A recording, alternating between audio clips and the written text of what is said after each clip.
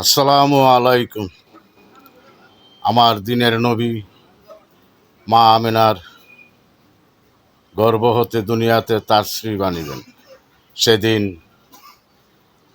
আব্দুল মুতালিব গিয়েছিল কাবাগর তপ করার জন্য। আব্দুল মুতালিব যায়া দেখে কাবাগর দোষে পড়ে গিয়েছে।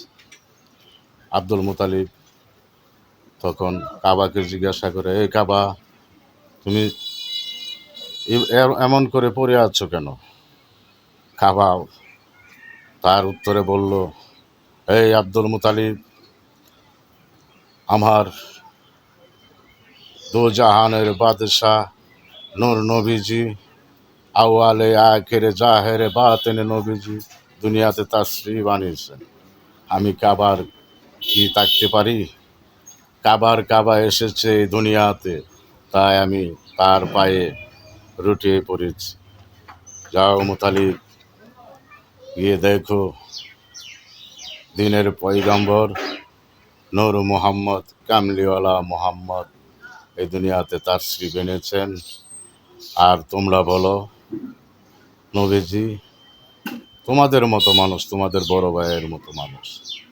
আরে তোমাদেরকে মাথা নেড়া করে এই দেশ থেকে বিতাড়িত করে দেওয়ার উচিত। আর যারা বলো নবীজি তোমাদের মতো মানুষ, তাদের চাপকিয়ে পিঠের ছাল তুলে দেওয়া উচিত। এখনো সময় আছে, ভালো হয়ে যাও, তা না হলে তোমাদের আর বেশি সময় নেই। তোমাদেরকে এই দেশের মানুষ ৩৬০ জন আউলিয়া এই দেশ ইসলাম প্রচার করেছে। সেই দেশে বলো আউলিয়াদের বদলাম, আর নবীজিকে বলো তোমাদের মতো মানুষ। এখনো সময় আছে, ভালো হয়ে যাও, নবীজিকে মানো, জানো, নবীজির উপরে ক্যাম্প করো, দাঁড়িয়ে সালাম দাও।